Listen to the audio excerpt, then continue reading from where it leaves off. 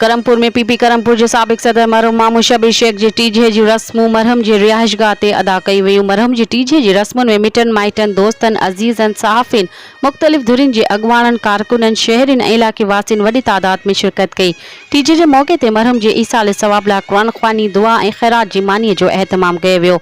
मरहम जे वारसन सां ताज़ियत जो सिलसिलो जारी है। होॾां पीपी तालके कंदकोट के नायब सदर मेहरान शेख कुदरतुल्ला मीरानी अब्दुल नबी मलिक तारिक अली बिजरानी वली मोहम्मद टांवरी और मरहम के वारसन और दोस्तन मरहम के कबर ते चादर चाढ़े मग़फ़िरत ला दुआ पिण घुरी। टीजे के मौके ते मरहम के मिटन माइटन और वेझे दोस्तन JTN न्यूज़ सां वीचार हिन रीत वंडिया आहिनि। जी नाज़रीन, असीं मौजूद आहियूं मरहूम मामू शबीर शेख जे टीजे जी रस्म में 3 ॾींहं पहिरियां करमपुर पीपी जो सदर मामू शबीर लाॾाणो करे वियो हो। अॼु हुनजे टीजे जूं रस्मूं जेको आहे त अदा कयूं पियूं वञनि। हिते तॾहिं ते मौजूद आहिनि मरहूम जा वारिस ऐं दोस्त। अचो त उन्हनि जी जेकी शख़्सियत हुई उनजे बारे में उनजे वारसनि ऐं दोस्तनि सां तफ़सीली ॻाल्हि। मामू शबीर जी शख़्सियत साईं कंहिंखां गुझी कोन हुई, तव्हां खां बि न। मामू शबीर शेख करमपुर जो न पर असांजे सिंध लेवल ते हिकिड़ो सरमायो हुयो। उनजे ॾुख उनजे विछोड़े असांखे जोड़े विधो आहे। पर असांखे न पूरे दोस्तनि खे हिकिड़े दोस्तनि जो हार हुयो, उन्हनि खे गॾु वठी हलण वारो हुयो। मामू शबीर शेख असांजे ॻोठाणी लेवल ते हिकिड़ो तमामु वॾी शख़्सियत हुई। मौला उनखे जन्नत में जाइ ॾींदो। उनजो ख़्यालु असां सदियुनि ताईं भरे न सघंदासीं। मामू असांजो मोहसिन हुयो, मामू असांजो वॾो हुयो। मामू असांजो सियासी हिसाब सां बिरादरी हिसाब सां मामे असांजो जीव जोड़े विधो आहे। छड़ो असांखे न पर पूरा दोस्त बि उनजे लाइ हिकिड़ा यतीम थी विया आहिनि। मौला असांखे उनजे नंढड़नि खे सब्र ॾींदो। मामू हिकिड़ो असांजो सरमायो। मामे जे लाइ असां वटि उहे लफ़्ज़ न आहिनि त असां जावेद भाउ कहिड़ा चऊं। मामे असांजो जी आम शख़्सियत दोस्तनि जो दोस्त, बाक़ाइदे दोस्तनि जो सहारो हुयो। असां दोस्तनि खे टोटलनि खे असांखे दिली सदमो पहुतो आहे। मामू बिरादरी में दोस्ती में जिथे बि रुपयो खरो हुयो। मामे जो ख़्यालु न भरबो न भरिजी बि सघंदो। मामू शबीर शेख जी जेको आहे पहचान वग़ैरह मां त उन ॾींहुं महसूसु कई जॾहिं हिन जो जनाज़ो पियो खॼे। जॾहिं जनाज़े नमाज़ में हज़ारे तादाद में माण्हू आया। हू त हिकु आम माण्हू हुयो, ग़रीब हुयो, वॾेरो वग़ैरह कोन हुयो। पर उन जे बावजूदि बि जेकी माण्हुनि जी हिन मोहबत हुई उहा असांखे जेको आहे हैरान कंदड़ हुई। मामू में इलाही खूबियूं हुयूं। हिकु त उहो समाजी माण्हू हुयो ऐं जिते बि ग़रीबनि सां को मसइलो थींदो हुयो उन सां गॾु हूंदो हुयो। उन खां अलावा जेके मुआशिरती इशू हूंदा हुया, एहतिजाज वग़ैरह हूंदा हुया, उन्हनि में सभ खां अॻु हूंदो हुयो। ऐं हुन में काफ़ी क्वालिटियूं हुयूं। दोस्तनि सां गॾु निभाइण वारो ऐं जिते बि उन जी जेकी दोस्ती हुई उनखे उन ख़तमु न कयो, उन ताईं पहुतो। चाहे उहो दोस्ती उन जी जेको आहे इस्लामाबाद हुजे, चाहे जेको आहे बलूचिस्तान में हुजे, उते पहुचण वारो शख़्स हुयो। मामे सां असांजी बि विझड़ाई रही। पर हीअ मां इहो थो सम्झां सिर्फ़ु शेख बिरादरी लाइ न, पर हीअ करमपुर जो पूरो नुक़सानु आहे। पोइ ज़ाहिरी ॻाल्हि आहे त नुक़सान त बर्दाश्त त करणा पवंदा आहिनि। पर असांजी इहा दुआ आहे त मामू खे अलाह साईं जन्नतुल फिरदौस अता फ़रमाए ऐं उनजे पोयनि खे सब्र जमील अता फ़रमाए।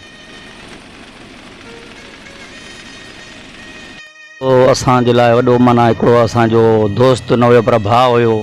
असांखे वॾी दिली माना ॾुख थियो आहे। उहो सभी संगत के गॾु खणी हलण वारो हुयो। पीपल पार्टी जो असांजो झंडे खणण वारो हुयो। पीपल पार्टी जो कारकुन हुयो।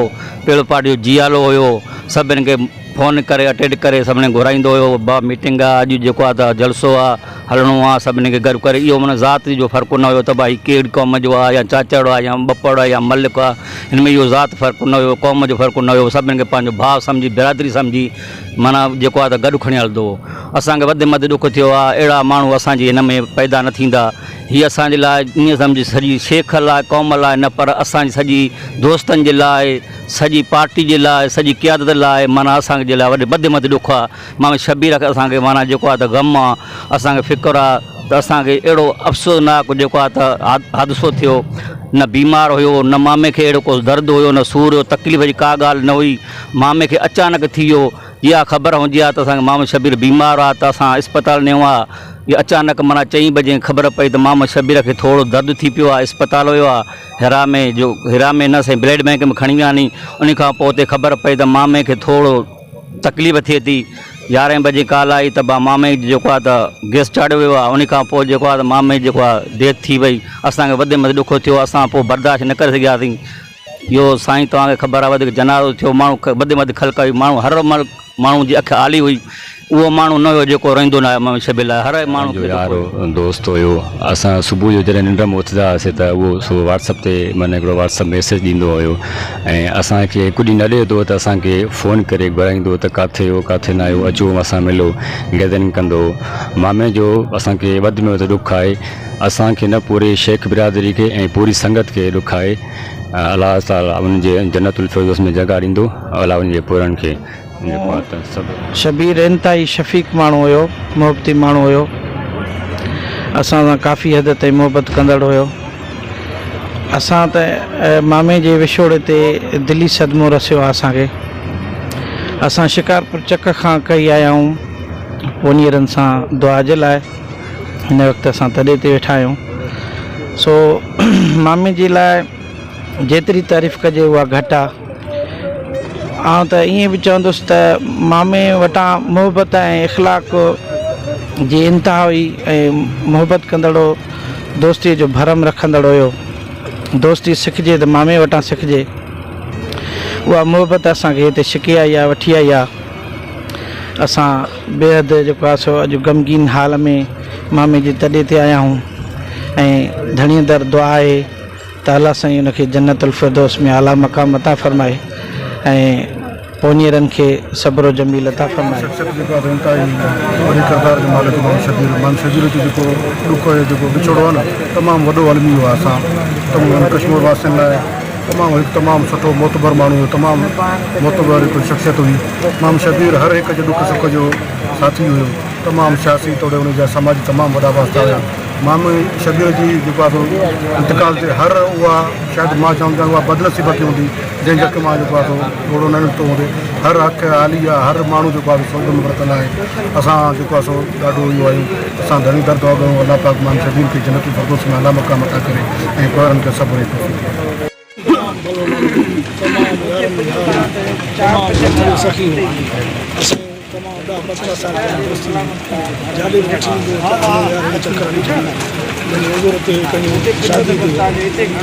खाइण पीअण वारो माण्हू तमामु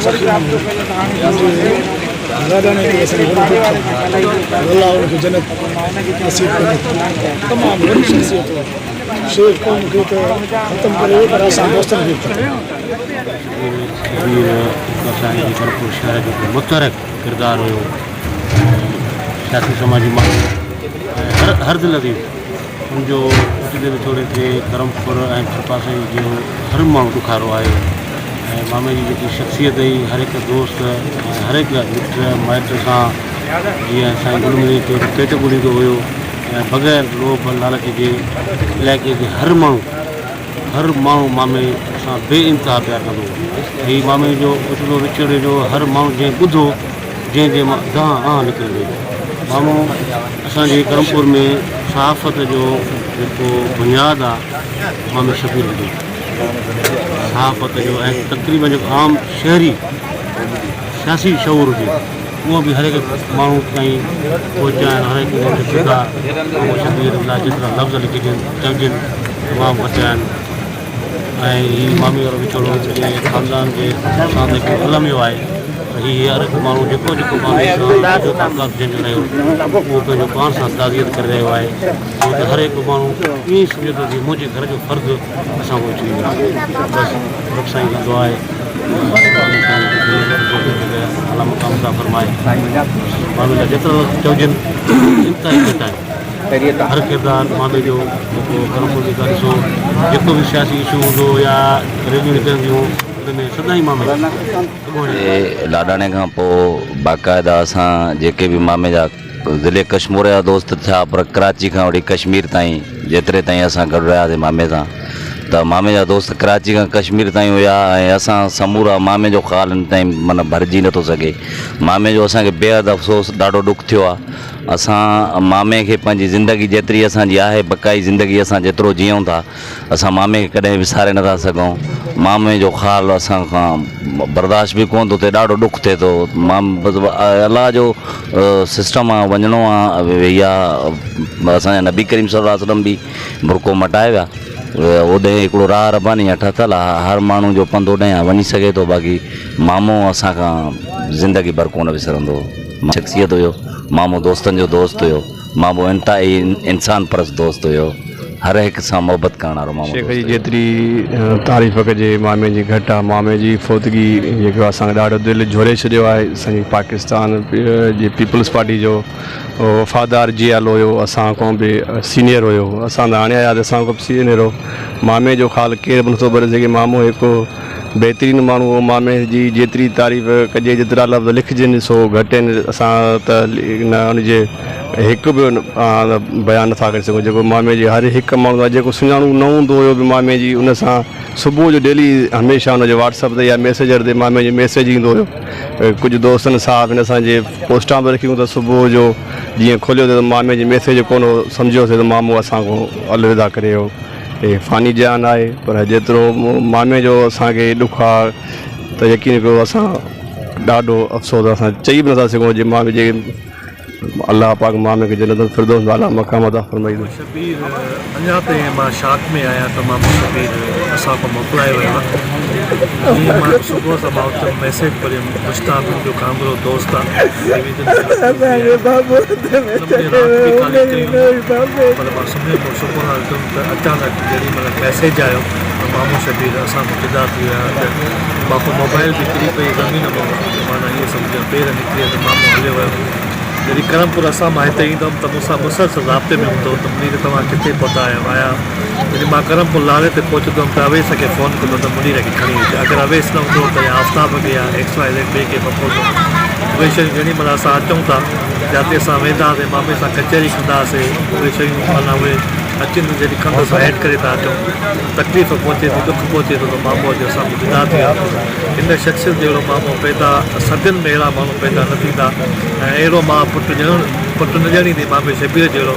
करमपुर माना इहे सभु करमपुर शहर खे माना इहे सभु जेको आहे यतीम करियो आहे, बल्कि कंदपुर कश्मीर खे। इन जो वास्तो बलोचिस्तान ते हुयो। उहो शख़्स हुयो माना पराया पेट ॻोल्हींदो त कंहिं शइ खे माना मां मदद कयां। उहो शख़्स ईअं ख़बर ई न पई, माना अहिड़ो माना सचो माना रूह हुयो। अलाह पाक हिन खे अहिड़ी शख़्स खणायो, माना हिन शख़्स खे तकलीफ़ बि ख़बर ई न पई हली वियो। ऐं इनशा ताला असां दुआयूं घुरूं था त इनशा मामे खे अलाह दर्जे वारी जन्नत विधो थिए। ऐं इनशा ताला उन औलाद खे सब्र तौफ़ीक़ करे। ऐं बसि जेको आहे मां अहिड़ा लफ़्ज़ न आहिनि त जेका मां मामे लाइ छा चवां। मां ईअं सम्झो सको मामो हुयो मुंहिंजो, बसि माना बाक़ी न माना भाउ जी औलाद हिकिड़ो मुंहिंजो मामो उहो फोत थी वियो, मूंखे हे हुयो मामो हली वियो। हिन वक़्तु ताईं शाक में आहियां। अलाह सां हिनखे जन्नत फिरदौस ॾींदो। अहिड़ो शख़्स पैदा न थींदो। के माण्हू जेको आहे त हमेशह यादि रहिजी वञनि था। ज़िंदगी त बिल्कुलु हमेशह जे लाइ न हूंदी आहे, पर माण्हुनि जो किरदारु, माण्हुनि जी सोच, माण्हुनि जो सोशल कॉन्टेक्ट ऐं उन्हनि जी मोहबत माण्हुनि में ज़िंदा रही वञे, इहा ई वॾी ॻाल्हि आहे। मामो शबीर ओचितो जेको विछड़ी वियो, हक़ीक़त इहा आहे त असांजो जीउ जुड़ी पियो ऐं तमामु घणो ॾुखु पहुतो। मामो शबीर पंहिंजो मटि पाण माण्हू हो, हू निभाईंदड़ माण्हू हो। हर दोस्त सां, हर यार सां, हर ॾुखे वक़्त में, मुश्किल में, पंहिंजे हर हाल हूंदे हू जेको आहे वक़्त ते जिते किथे पहुचंदो हो, पंहिंजे दोस्तनि वटि ॾुख सुख में, ख़ुशियुनि में, ग़मनि में। हू हिकिड़ो अनमोल माण्हू हो, हीरो माण्हू हो, जंहिंखे अॼु असां यादि कयूं था। अॼु हुनजो टीजो आहे ऐं हक़ीक़त इहा ई आहे त असांखे तमामु ॾुखु आहे ऐं इहा ई दुआ कंदासीं त मामो शबीर इंशाअल्लाह जन्नत में हुजे, हुनजे पोरनि खे, वारसनि खे सब्र अता थिए। ऐं असां इहो ई कोशिशि कंदासीं त उन्हनि जे जेका पोयर आहिनि, जेके वारिस आहिनि, उन्हनि खे बि अॻिते हली अहिड़ो ई किरदारु अदा करणु घुरिजे। ऐं आम तौर ते जेके बि माण्हू आहिनि उन्हनि खे बि मामे शबीर जहिड़ो थियणु घुरिजे, निभाइणु घुरिजे, माण्हुनि सां हलणु घुरिजे, त जीअं जेको आहे मुआशिरे अंदरि हिकु बहितरी वारी सूरत हाल क़ाइमु थी सघे। ऐं मामो शबीर जो विछोड़ो हिकु गहरे ॾुख जहिड़ो जेको आहे अञा ताईं दिलि में अञा ताईं उहो जेको आहे त मौजूदु आहे। असांखे लॻे नथो त मामू शबीर असां खां विछड़ी वियो आहे। हू हमेशह असांजी दिलनि में, असांजी सोचनि में, असांजी दुआउनि में यादि रहंदो। हुनखे कोई बि विसारे नथो सघे। मरहूम मामू शबीर शेख जे टीजे में मौजूदु वारसनि दोस्तनि जो चवणु हो मामू शबीर जे अचानक लाॾाइण ते इंतिहाई दुख पहुतो। मामू शबीर जो अचानक लाॾाइणो वारसनि ऐं दोस्तनि जे लाइ थोरो सानियो आहे। मुंहिंजो चवणो हो त असां हिकु अहसास वटि इंसान खां महरूम थी वियासीं ऐं उन्हनि जो इहो बि चवणु हो मामू शबीर शेख यारनि जो यार ऐं उनखां अलावा समाजी सोच रखंदड़ हिकु सुठो इंसानु हो जंहिंजो ख़ाल हमेशह ख़ाली रहंदो। ऐं उन्हनि जो वधीक इहो चवणु हो अल्लाह पाक मरहूम जी मग़फ़रत फ़रमाए ऐं वारसनि खे सिबरे ज़मीन अता फ़रमाए।